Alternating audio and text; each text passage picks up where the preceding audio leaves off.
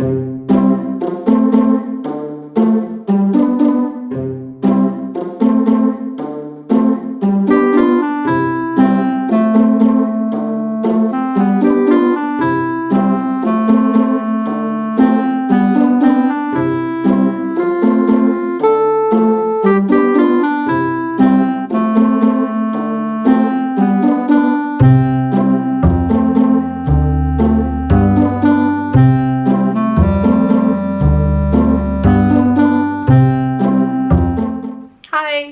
Welcome to Skeindeer Knits. My name is Ellie and I am a Norwegian living and knitting in London. And you can find me as Skeindeer on Ravelry and Instagram, as well as the Ravelry group Skeindeer Knits, where we are currently doing a knit-along. We are doing a knit-along for my new sock pattern, Color Your World. I'm not gonna really go much more into detail than that. You can see more details in the group. We have a topic there where you can ask questions, post your progress. I've seen lots of people cast them on the socks on this week and been truly astonished by your color choices. They have been so cool and I can't wait to see more. Yeah, gonna leave it at that. So moving on into the podcast, first of all, thank you for watching. Thank you for choosing my podcast when there are so many podcasts out there. I can't believe how many there are. When I started this podcast I thought, you know, maybe there are, I don't know, 20. You know, there are certainly more than 20. Yeah, so thank you for choosing mine for, I don't know, I'm sure this is going to take like an hour or something. I have a lot to go through today, strangely enough, given I worked on just a few number of projects. And also welcome if you're a new viewer. I just want to give you a heads up, I am a sort of more traditionally oriented knitter. I dabble into the more current contemporary knits, but I'm definitely more into rustic yarns and colour work and that kind of thing. And so it's very appropriate that we start with my first work in progress for this week. So I'm just going to preface this by saying that I actually don't have any finished objects this week. I'm not going to pressure myself to try finish objects every week. I'm doing a full-time PhD. There are other things, you know, occupying my time. But I have been picking up a good old whip that I started immediately after Edinburgh Yarn Festival because I bought 8 skeins of Flaxton's Limited BFL Masham blend, the DK blend, and, you know, 8 skeins, 800 gram skeins, quite a lot. So I was like, I need to cast this on now. I have to, you know, knit down this new stash of mine. So I started doing the Hansel hat by Gudrun Johnston. And as some of you might know, the Hansel hat is knitted usually in James & Smith's 2-ply jumper weight yarn, which is a fairly light fingering. It's still classified as fingering, but I would say it's on the lighter side. And I'm using DK, so it's gonna be a huge hat because I am also going above gauge with this. I didn't want a dense hat. That's not why I chose a thicker yarn. I just really like the yarn. So this is what we have. And so if you don't know, you can knit this hat as a garter square. You start from one corner, knit it to its full width, then you decrease to the other corner. So that square I have now picked up in the round, and I'm now working the border, which is definitely the part that's going to take me the longest. The middle square only took 2 skeins, a bit less than that actually, whereas I know for the outer sort of edge, that's where most of my yardage will go into. I have some weight. Let me just show you actually what I have so far. So I don't know if this is the back side or the wrong side. So the edge just goes around, and here's a corner, and the corners are a bit strange. I think this is a good example because this is kind of my problem. I have, you know, I picked up the right amount of stitches on each side of the square. I think you should have like, I shouldn't give up the numbers. Anyway, I did all that right. You know, there is an even number of each side of this square. Yet the corners seem all to be a bit skewed. So this is the corner, right? We have the square corner, yet it's going up alongside here. So it's a bit on a bias from that, isn't it? Like, I can just fool myself to say that this is the middle, but it's really going around here like that. And I keep having a lot of things like that. This is actually not the best example because this is the beginning of my round, so it can be a bit odd. Again, corner here, and it goes up here, sorry. So it's a bit, it's not, I would expect it to go up here. I don't know, maybe it doesn't matter. I am very confident I've done everything correctly. Also, I want to apologize right away. The dog in my neighborhood, my neighbor's dog, barks all the time. Every hour of the day. I'm sorry, I can't do anything about it. I've shut all the windows. That's pretty much the only thing I can do. I've told the owner that she barks all the time. The owner was like, oh, she's just scared of the vacuum cleaner. Pretty sure my neighbor's not vacuuming every hour of the day, so there is no excuse really. She's just leaving the dog outside to bark all the time. Sorry. Let's move on to the hat. So, it's an adorable dog, by the way. She's very lovely. I don't want to be angry with her, but I kind of am. Anyway. So I'm very excited about this hat. It's gonna be so lovely and squishy. I'm just really excited about this fiber. It's just so sheepy and lofty and soft, and I love the sort of marble sort of oat like color here with a blend of the masham and the BFL, and just I'm kind of obsessed with it. And I have also bought some fingering weight yarn that's been dyed in this base, and I can imagine you can make something like, I can easily imagine this would be good for cabling and even color work. Like, it doesn't have the sort of stickiness that I would prefer, but it has this sort of bloominess that I think could make up for any sort of lack of stickiness. It would be interesting to try, certainly. But it has a lot of hold to it, and I really like that. And I'm just squishing it. I'm just squishing it. It's gonna be the best thing. It's gonna be a blanket. I'm already well aware this is gonna be beyond shawl territory and definitely into blanket territory, and I think that's just fine. I'm imagining this being something I throw over my shoulders when it's getting quite chilly on a summer night when I want to sit outside. Look at this border. It's already looking pretty cool, isn't it? So yeah. One little cheeky little clever thing that I have done, because apparently you're supposed to do garter in the round with the edge, and I don't like to purl. I keep saying I hate purling. That's not really true. I just really like knitting. I get into this flow about knitting, which I don't do about purling, and I really want that flow. So what I'm doing, and I felt very clever coming up with this. It's basically knitting one direction with one skein and one direction with the other. So I always knit. I do knit around and I get back, and then I take this one and I knit back and you get garter. I don't know, that was a bad explanation.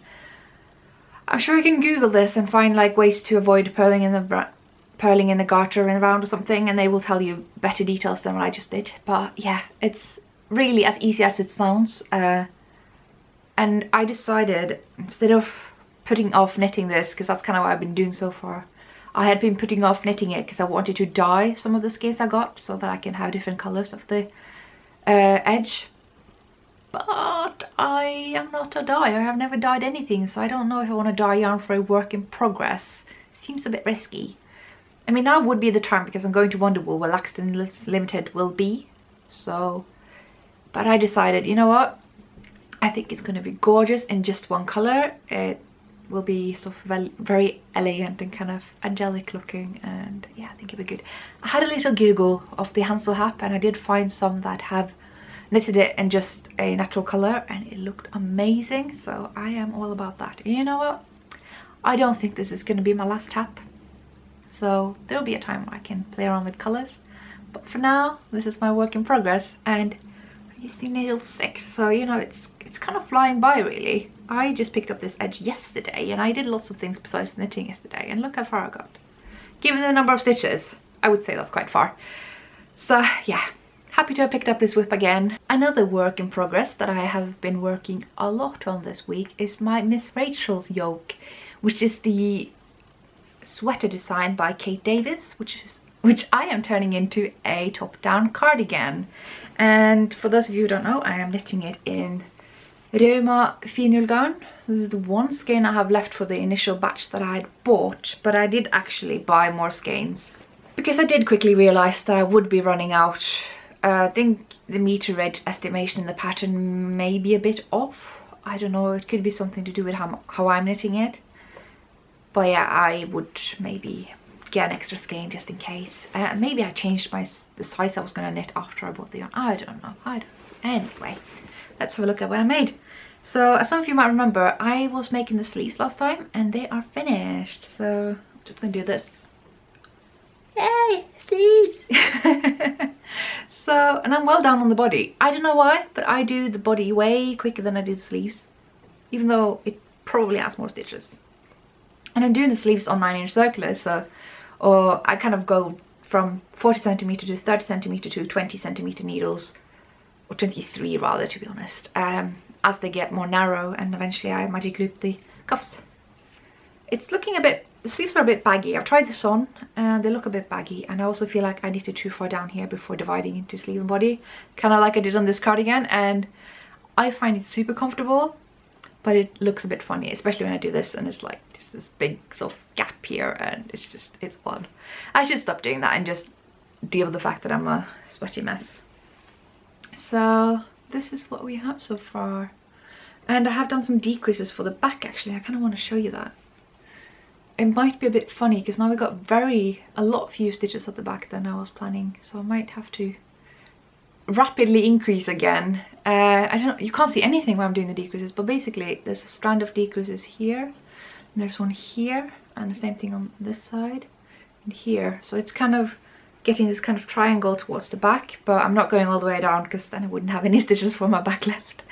So yeah, and the front, I'm noticing now that the front is dipping further down, even despite having made a lot of short rows both here and down here. So I need to add more short rows, I think, for the very bottom of the cardigan, which will be fine. Just gonna have to deal with a bit of purling.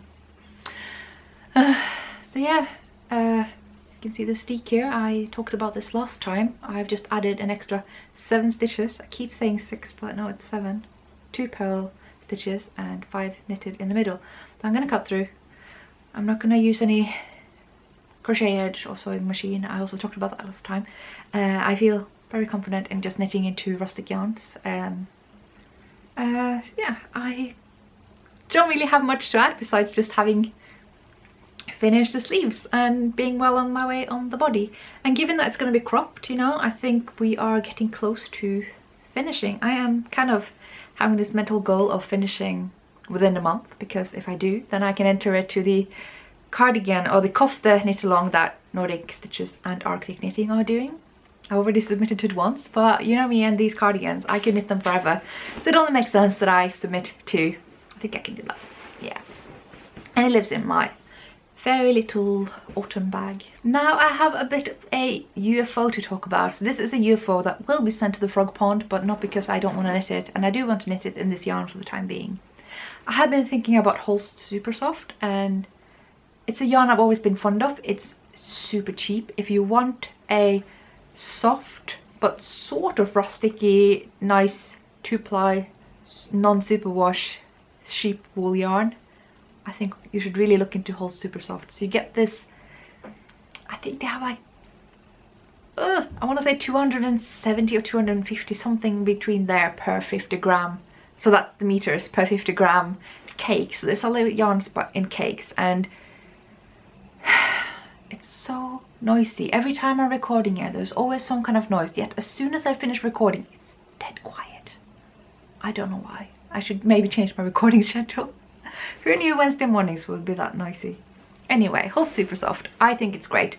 I think it's affordable, but the thing is, they don't make themselves very appealing to people, and the yarn that you get is caked up and it still has its spinning oil on. So a lot of people just get the cakes and they go, this isn't very nice, and it's not nice knitting wear. Then it looks fragile and stiff and smelly. But there are secrets in this yarn. So this is an example of the cakes. It just comes like this. Doesn't look any sort of extraordinary either way. Really? Can I give you a close-up? Oh, and made everything dark. And so what I did, and this was probably, I want to say 2-3 years ago, I knitted a sleeve. I was going to do the whole cardigan, but it just didn't happen for some reason. So I did the sleeve, and just last week I decided to wash it, because I've heard that this yarn will be amazing once you wash it. And I always believed that, I just hadn't tried it, and I wanted to see to what extent this is true. Always try things yourself. And I did wash the sleeve, and it's the most amazing thing. It's just softened up. It's just so, I wish I had like a before and after sleeve to show you here, but it was like, kind of ropey yarn, and you could see all the gaps, and it looked uneven, and it wasn't bloomy, and then it just bloomed with washing, and all the gaps just filled in, and it is soft, and I'm just, oh, now I really want to make this cardigan. It's just a shame that the thing I didn't realize is that I am way below gauge. This, I think I should have had another 4 stitches per 10 centimeters, or 4 inches if you will, than I have. It's 28 stitches here, and it should be 26, I think, or 24. Yeah, 24. Can't count. So this is gonna be my swatch, basically. I quite like the rib. I don't think I'm gonna go up on either size for the rib. I'm definitely going to for the sleeves. It seems a bit risky though, because it's very fine yarn, and going to that kind of a gauge seems a bit, anyway, I think I will trust in this. It's not a matter of a huge difference. But yeah, I just kind of want to shamelessly promote this yarn, just because I think it's great for a lot of us who are on a very strict yarn budget. I certainly have been. This yarn, it's great. As of right now, I think you can get 150-gram cake for £228. You're gonna have to convert that into your own currency. But yeah, that's a lot of meterage for the pound. And I think shipping to the UK from Denmark is £6. So it's all in all not that bad really. So I have only good things to say about Holst Supersoft so far. I've heard some people say it's a bit on the fragile side. I've not had issues with that, certainly not when knitting, and I'm a very tight knitter, and I mean, if you can do this, I think that's pretty strong. Can you hear the sound? So I can do it one strand too, just to like, yeah. So I don't think this is fragile at all, but don't want to discount people's experiences, and I'd be happy to hear your experiences as well. This is my only experience, obviously, you know, there's a lot more to learn here. But it's just, oh, they have the most amazing like color variation. You can get any color in this yarn.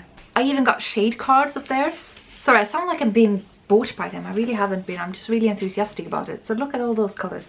Look at those amazing burgundies and plum colors, and I'm just, oh, this is the favorite shade card of theirs. And got some grays and browns and yellows and autumnal colors and all the greens and the blues. So you can imagine there is, you know, quite a bit to choose from there. And I've also, it's come to my attention just now that they have this amazing wool and cotton blend, where I think 100 grams has 700 meters.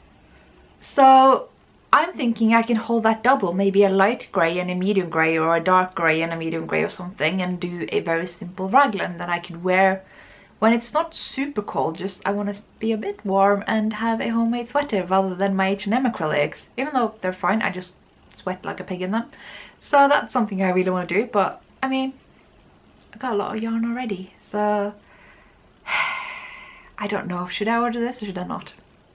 I think it's gonna be like a sweater for, I don't know, £20 or something, or less than that probably. So it's really tempting.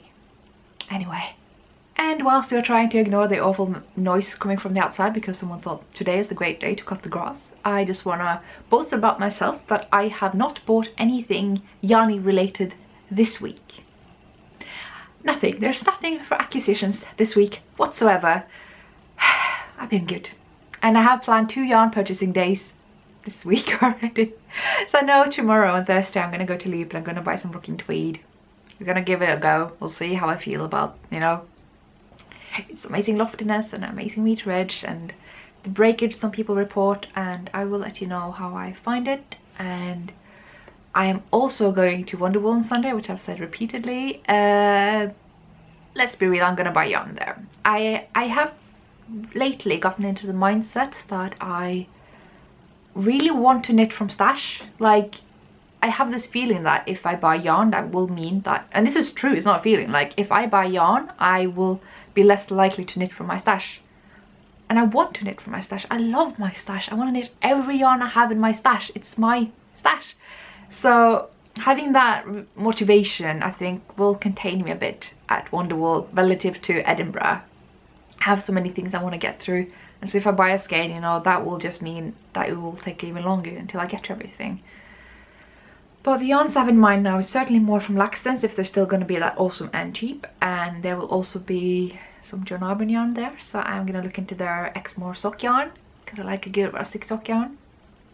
But those are really mainly plants. There'll probably be some unplanned purchases. I might try dabbling a bit more into the kind of sock yarn that people rave about, because I realized I actually don't have that much of it. But yeah, we'll see how I feel about that. And I also might look for some grey skeins, because I have thought about, I keep saying, oh, I never knit Stephen West shawls, this is a different kind of podcast, but I really want to try one of his designs, and I really like the shape of Exploration Station, and I think it looks amazing in shades of grey with a pop of red. And I have some red and I have some grey, I just need a little bit more grey. So these are my thoughts right now.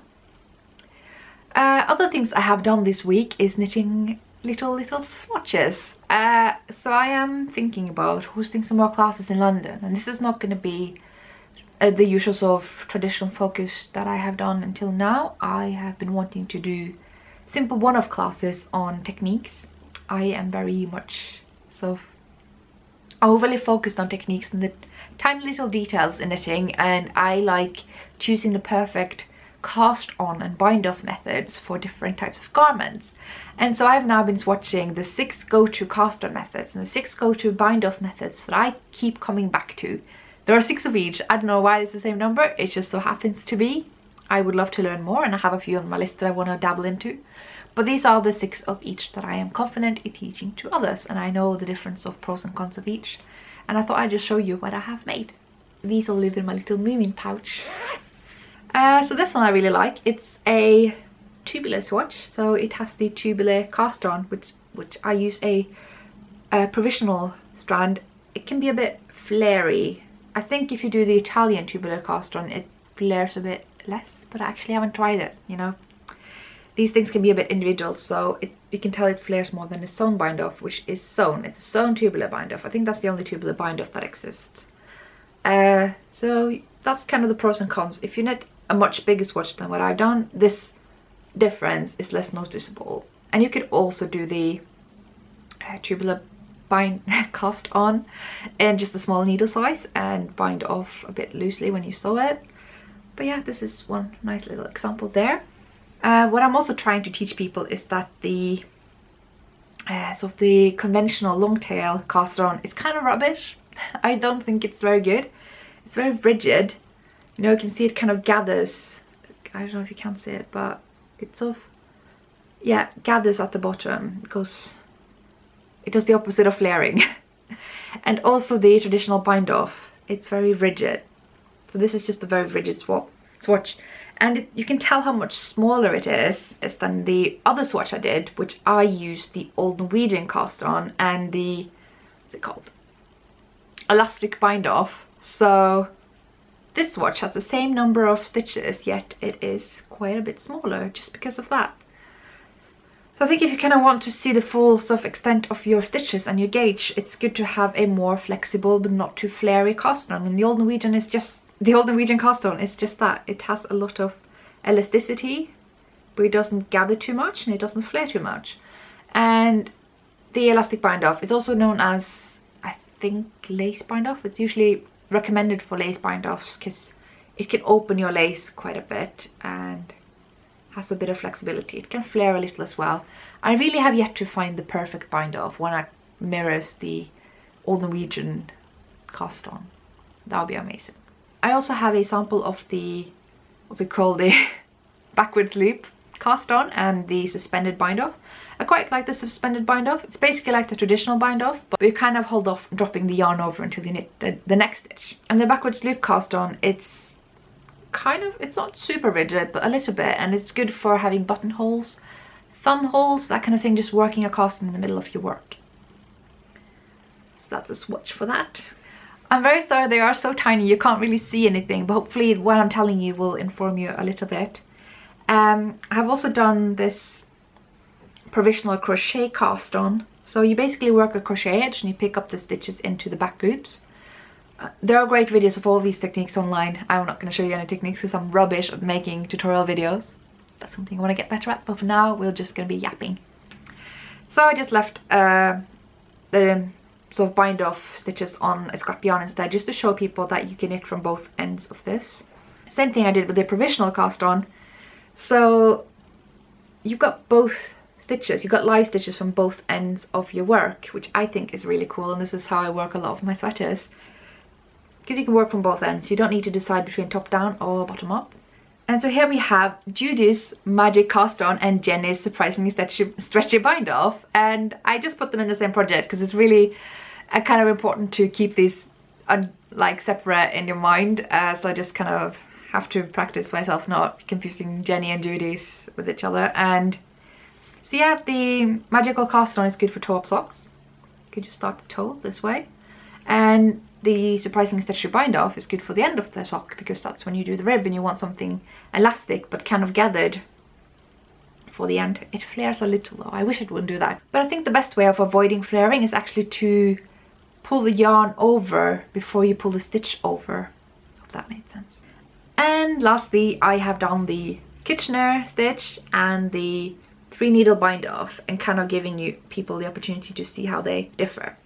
This is good for shoulder seams, and this is good for anywhere where you want the seam to just be invisible. And I've also done the Old Norwegian cast on in a different color, so you can hold one color of your, so you have the slingshot position, you have a contrast color around your thumb and the working yarn of your index finger, and you can have this little nice effect. So that was just kind of a surface level of the kind of thing that I think I might be teaching in the future, and I thought, I mean, I might make a separate video talking about these and kind of telling you the pros and cons of them, and then I can link to good tutorial videos for each, so that you actually don't have to watch them when just being informed, and you can actually see someone who's good at demonstrating rather than me. I hope that sounds good. But as for actually teaching them real life, I'm hoping to teach them real life, and I'm more than capable of doing that, because I don't have to bother with the camera setup and everything. I can just look at what I'm doing, and then you do it, and I can show you how to do it, maybe better in suiting your knitting style, blah blah blah. Another thing I thought we'd talk about today, and asked a friend of mine, you know, what should I talk about in this episode? I don't feel like I don't have anything. Apparently now I have lots. And she's suggested that I could talk about what's in my notions bag. So I have a few things. First thing, I actually have a safety pin on the zipper, because you always need safety pins. So let's just go through my notions bag and see what I always keep with me whenever I go knitting somewhere. And I always go knitting somewhere. I don't really leave my knitting anywhere, anytime. So first of all, I have 2 little Ziploc bags in here. One has my stitch markers. These are the purple and green Knit Pro stitch markers. I really like them. I have like 2 packets of them, but at any time it seems like I have less than one. So they seem like they are in various projects all the time. The other Ziploc bag, I have various things like safety pins, sewing needles, darning needles, some progress keepers, a hairpin, because when I do the tubular cast on, I use the provisional thread, and it can be very easy to drop the latest stitches you cast on when you start counting them. So I just put a little hair clip on the last stitch I cast on, so that it will stay in the needle and not rotate. And I have a little mini scissor, which is good for bringing on airplanes and all sorts of things. It doesn't take too much space, and it's not lethal. And I got my higher pinchy things when I want to sort of secure my needles. And they work for Knit Pros as well, and they have the same keys, so they're just good to bring whenever. I also have my little cheat post-its. I don't really use this one much more. It's just showing me when to use make one left and make one right, and what they mean and kind of how they work. And I think they are even inaccurate, so that's just brilliant. Well done, Ellie. The one I use a lot, which is looking a bit wretched right now, it's my tubular bind off. So this is a sewn bind off, and I need to remind myself how this works all the time. I do remember the Kitchener stitch actually, but I don't remember the tubular bind off always, especially the setup. But as soon as I do it once, I get into it right away. Always have a bunch of measuring tapes with me. This one's just quite nice and compact, and this one is also quite travel friendly, so just always good to have some measuring tapes. And I have even more stitch markers. So these are attached to the Barbara of Knitting I Love podcasts, sort of progress keeper squares, and you can see they look like this, and I just put my stitch markers in here. These are some cheaps of eBay stitch markers that I don't really recommend. They break. They don't have the sort of flexibility of the Knit Pro stitch markers, so a lot of the time when you kind of pinch them to get them loose, they just break. So these are the ones I have left that haven't broken. I'm not going to buy them again. always have some scrap yarn. You never know when you're going to need scrap yarn. I prefer bringing a little bit of superwash scrap yarn because they are easier to get loose from your knitting. So if you need to use them as a lifeline, a provisional cast-on in the middle of your work, or leaving something on scrap yarn, it's just easier to use superwash yarn because it doesn't kind of stick to your knitting. So I always have a bit of that with me. I used to have a fairly small needle gauge, but I have lost it. So now I have my big stuff. I think it's by Pony or Clover or something. I think it's Pony. So it's got all the needle sizes here, and it's a nice ruler as well. But my favorite is actually this one. I think it's by it's by Novi, which was like the go-to knitting needles back in the 60s and 70s and maybe even 80s. So it looks like this, and it has a ruler and the most common needle sizes in Norway back then, and it even says Norway on the very top. It just isn't focusing. And it's bendy, so you can do your gauge measure on a curved surface if you need to. I just really like this thing. If I ever lost this, I'd be very sad. Hairband, because sometimes I just get fed up with my hair.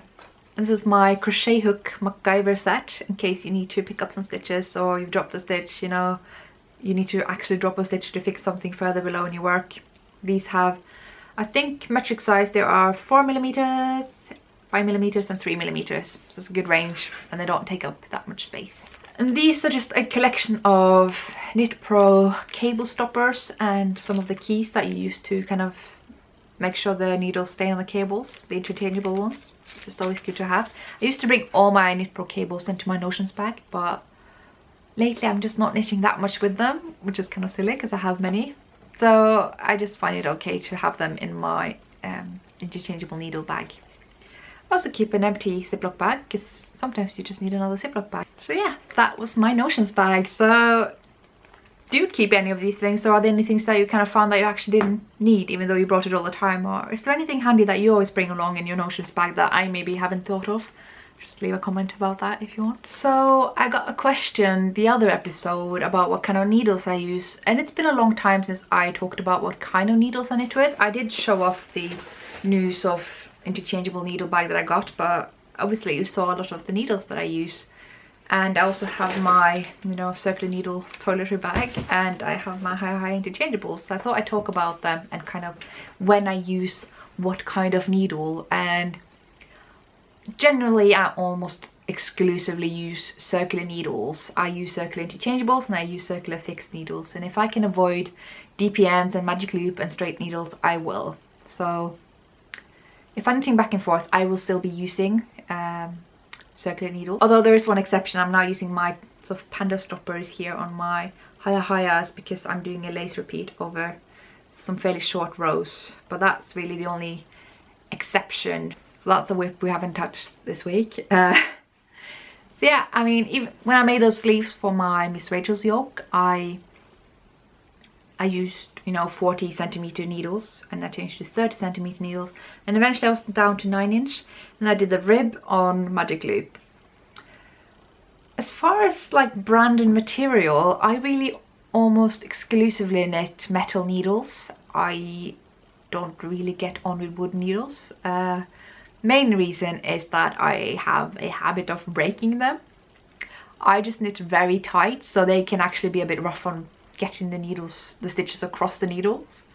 But you know, sometimes I might just be a bit too brutal. That certainly happened when I was knitting my great Nuvem shawl, and I had so many stitches on those needles that when I was shifting them along, the needle just broke.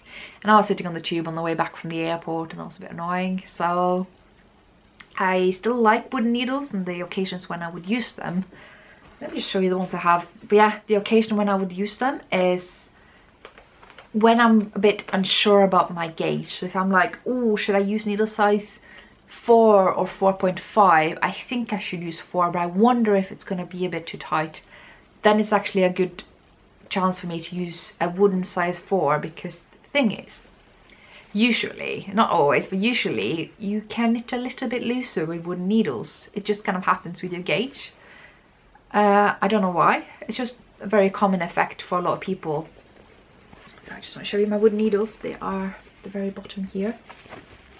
So this is actually a full interchangeable set, but there are some needles that are busy on my Agatha cardigan, which really I should finish soon, shouldn't I? Yeah. So because you can easily end up knitting just a little bit looser on wooden needles. If you are between needle sizes, you really can't decide and your swatches are just being ambiguous and it's annoying, then that's when I will gravitate towards wooden needles. I do also have some DPNs, as you will see. I have this sort of smaller size, so they are good for mainly for socks. If you are confident in not using very long needles, they are quite short, the ones I have. Let me just show you. So these are the ones I have, so you can see how short they are. I mainly use these if knitting, say, ribbed thumbs, which I did on my Miss Rachel gauntlets. That was really annoying with magic loop. It seemed quite useless to use magic loop for that. If I do a color work thumb, I will use magic loop, but for a ribbed or maybe even stockinette thumb, and like just the thumb where you're not really doing all the way, you're just kind of stopping in the middle, then these actually make a lot of sense. So that's like the very rare occasion I would use them. And sometimes you just need an extra needle that isn't very big. But my go-to needles for the longest time have been the Knit Pro Novas, which is what I have for the most of this set. And I have the really chunky ones and I have the regular ones. They're all interchangeables. And here I have the very short ones. Just to compare, this is like the difference in height. So you can really only use, you cannot use these for the shorter cables because the needles will not meet. Whereas these, they will work on any cable, but they can be a bit annoying on long cables because you might want to have a grip further back on the needle. So just all good for different purposes. And these are actually Knit Pro and these are Knitter's Pride, because apparently you can't get these for Knit Pro, but they are the same. It's just different sort of branding for the different areas of the world. So yeah, usually I am just happy having these needles. They cover my needs pretty much all around. Except that I discovered Haya earlier this year. I had to give them a chance. You know, you hear people rave about them and everything that people said about them sounded like it would be right up my alley. You know, they're quite slick and pointy and have very sort of almost unnoticeable and flexible cables. So I got an interchangeable kit. After my first fixed circular, I was like, I love them. They are as light as paper. The cable is just unnoticeable. I don't like a rigid cable personally. I don't mind if the cable isn't memory free. If it gets a kink in it, I don't care. I don't see why it matters at all. So for me, Hayas are right up my alley. So they are, I mean, I'm actually surprised how many Hayas there are in this sort of needle case, because they are often in my projects and they are really, really pointy. Like, I have actually really damaged my skin on this index finger because I keep pushing the needle as I knit, because I just knit very tight. That has to happen. And also I want to ask you a question, because I ended up buying these really tiny interchangeables. I think, yeah, it's 2mm and 2.25. And these are too thin for the small cables. So there should be even smaller cables for these, but I don't know where to get them. So if you know, then do let me know, because I've asked so many shops that do stock Hayas and they don't know. They either not heard of them, or they have informed me that they are really unusual and they don't know either. So that would be a huge help. So I don't know if there are any projects where I would rather use Hayas than Knit Pro or vice versa. Like, certainly lace, for lace it's good to have pointier needles generally, and I have been doing a lot of lace lately. I don't find that they knit up differently actually. It's just that you got a bit more control with the pointy needles, but sometimes actually it can be quite comfortable using, it's slightly blunter, not blunt, but just slightly blunter needle. And Knit Pro Novas are certainly that. They're still quite pointy and I've been happy to do lace with them until I had Hayas. So right now I'm kind of just using Hayas whenever I can, and I will still use Knit Pro. Like I'm using Knit Pro for my hap because I don't have Hayas for size 6 needles. And I'm not missing my Hayas. These are pretty, like, you can see they are on the blunter side, but it's focusing now. Okay, cool. So yeah, still on the blunter side, but you don't really need them to be super sharp for this, and the yarn is quite thick, so it's all good, really. So yeah, I am in this slightly weird position now where I'm basically wanting to use my Hayas whenever I can, but I also, so I'm using the Knit Pros basically when my Hayas are busy somewhere else. Oh dear, poor Knit Pro needles. And as for my fixed circulars, which I have quite many of those as well, because sometimes I just want them to be fixed. I don't know why. And they are nearly always either 80 centimeter, 40 centimeter, 30 centimeter, or 23, which is, your usual 9-inch. Those are pretty much all the needle sizes that I have. And here we have them all in their glory. So they are just sorted by thickest to thinnest, and they're also sorted by cable length, so you will have the shorter cables before the longest ones. And nearly all of these are either Addies or they are Prim, which seem to me like they're very related to Knit Pro. I think they either are or have been the same brand. I really like Prim. I used to be able to get them at Ray Stitch in London, but lately I have only been able to get them in Norway. And I like the glossy coated ones, I don't like the matte ones. So I have a lot of Prim and Addie. I like Addie lace in particular, the ones with the red cables of golden needles. Have some Knit Pro. This one I only have one of, and it's a Cubics, but it's Nova Cubic. I think they're just really cool. I'd love to have an interchangeable set of those. But also something I'm stocking up on a lot lately is the 9-inch circulars by Chiagu. These are the only 9-inch for me. High are okay. I can't work with Addie's 9-inch at all. Mostly because they are true 9-inch, so that doesn't really work with me. But these I can totally do, because they are 23 centimeters rather than 20. And the neighbor's dog goes again. Fabulous. And yeah, these are the higher 9-inch, which are okay as well. And I got some higher 30 centimeters. But yeah, pretty much every needle here has a fairly flexible cable, and it's all metal needles, and I'm slowly replacing the ones that have a matte finish. I like the glossy finish, and I'm pretty much finding that those needles are good all-round needles for me. I would really almost only use soft flexible cables and glossy metal needles for almost everything that I use. And I don't mind so much if the needles are pointy or blunt, but I would say pointy needles are better for lace. For colour work, I could go either way. Even actually blunt needles could be, I say blunt, they're still not blunt, they're pretty sharp, but they are almost preferable in colour work. I don't know why. And I just, yeah, I try to do just purely in the round as much as I can. If I have to do magic loop, I'd rather do that than DPNs. And that's pretty much it, As far as brands concerned, higher, Knit Pro, or Knitter's Pride if you will, Prim and Addie's are my go-tos, and I will use Chiagu's for my 9-inch. Hope that was a good summary, a bit all over the place, but I'm no needle snob. Like, I'm always willing to try new brands, and I'm just concerned with what suits my needs. So if you have other needles that you prefer to use, I think that's absolutely fine. I don't think, you're no worse than me if you prefer bamboo needles or something that I don't use, whatever that might be. If you like the sort of more rigid Chiagu cables, I know lots of people do, that's fine. I think the main thing with knitting needles is just to find something that works for you. I know a lot of people, when they start out knitting, they do, pony needles or equivalent, and I feel that maybe pony needles aren't right for everybody. They are quite rigid, the cables are rigid and kind of plasticky. The matte needle finish is quite rigid as well, especially because a lot of new knitters, they knit quite tightly, so it can all be holding you back a little bit if you want to progress with your knitting. So it's always worth exploring other needles if you can afford it. As far as affordable needles, I find that Prim are quite affordable in Europe when you can find them. I also know that Drops does needles that are compatible with Knit Pro and Knitter's Pride needles, but I do think they mostly have a matte finish, unless I am wrong. I could be wrong, so that's worth looking into. This is what I know, so beyond that I really don't have any much more information to share about needles with you. That was a bad sentence. Anyway, I think I will wrap this up now, and thank you so much for watching, and I'll see you next week, or maybe even at Wonderwool. So yeah, bye!